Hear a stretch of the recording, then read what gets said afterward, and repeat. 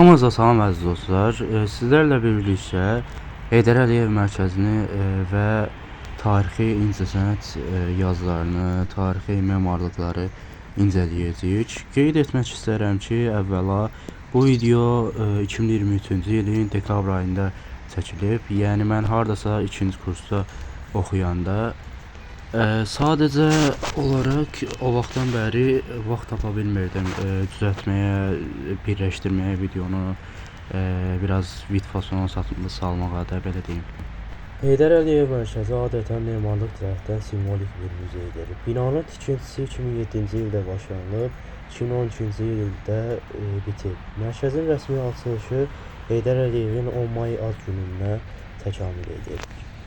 Buralar muzeyin çöldən görünüşüdür və Nərimanovda yerləşir muzey. Yəni bura yanlarıdır, ətrafıdır. Muzey 2014-cü ildə ilin dizaynı mükafatını qazanıb. Dizaynın İraqlı Zaha Hədid edib. Zaha Hədid Bağdadda doğulub. İndi isə yavaş-yavaş gəlin birlikdə muzeyin içinə girək və birlikdə tarixi obrazları, yazıları incələyək. Şəkillərdə gördüyünüz muzeyin içdən görünüşü Bakının simvollarının mini karikaturaları və təsvirləridir.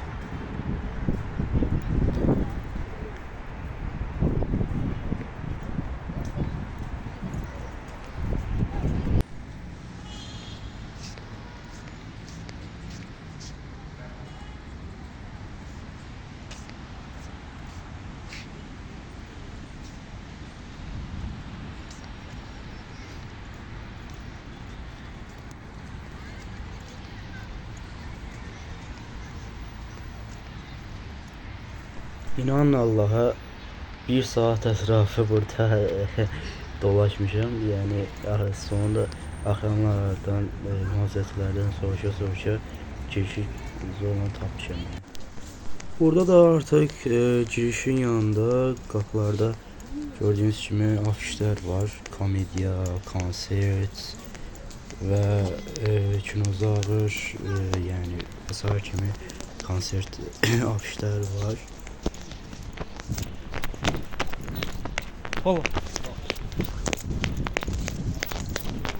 Burada bir dənə Kuveytli ərəb yadımdaşı qardaş var idi. O da elə mənlə bərabər girişi axtardı. Dedim, You like Azerbaijan?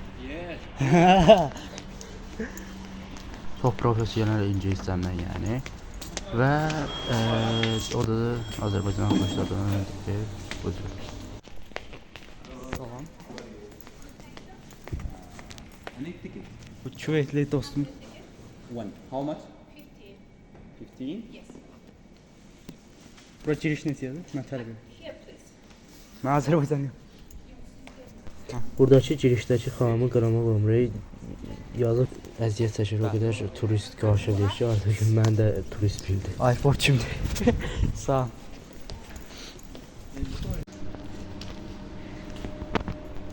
Burada artıq gəldik, girişə çatdıq və artıq axranlar onları çəkilişdə göstərməyimin qadağan olduğunu bildirdilər mənə.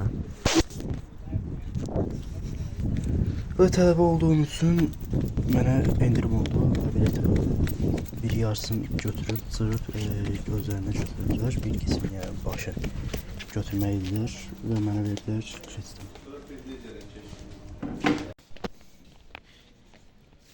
Bu arada digər üçüncü tərəf xışıltı səsləri, külək və sair hava, bir də havalandırma, içərinin havalandırma səslərindən ola bilər bu sayı. Burada artıq biz içəridə Azərbaycanın tarixi ədəbiyyatını andıran, barındıran kuklalar, heykəllər görürük, təsvirlər, hamısının da qabağında yazılar var, yəni məsələn adları və sair hekayələri.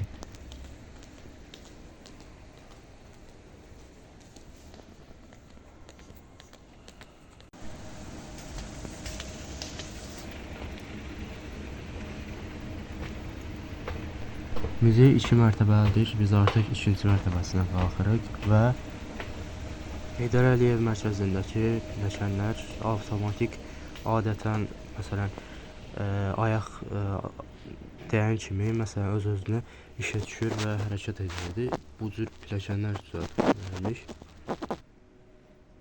Və biz burada artıq Ayna Sultanova kimi məsələn Azərbaycanın ilk tarixi siyasətçilərindən, ilk qadın diplomatlarından nəşrlər, yazılar, kilsələr, muzeylərin təsvirlərini görürük. Nizami Gəncəvinin şəklini, yazılarını görürük. Onlar da aydın düşə bilsin deyə videoda göstərə bilmişəm, çalışdım, bacara bildiyim qədər.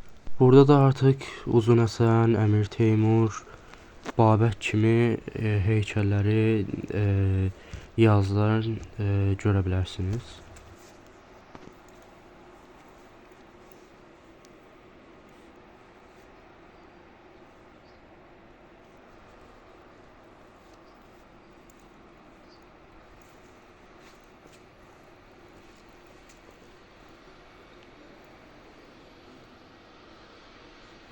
Belə bu cür animasiyalar da var idi.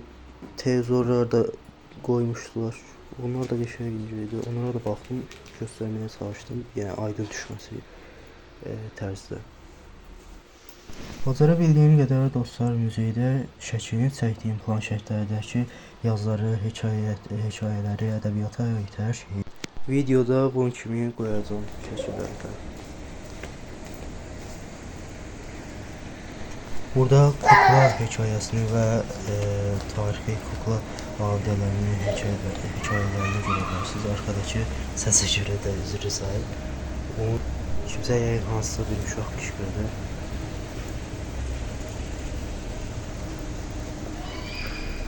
Dostlar, özünüz də görürsünüz ki, hər şeyi ətraflı çəkməyə və izahını verməyə çalışmışam. Bundan başqa isə şəhər, dəniz kənarı, bulvar kimi çəkib etdiyim videolar da var. Dəstək olmaq üçün videonu bəyənməyi və xahiş edirəm kanallarına abunə olmağı unutmayın. Aramıza qatılmaq üçün isə Discord serverlərimizə qatıla bilərsiniz. Sizi gözləyirik, gələ bilərsiniz.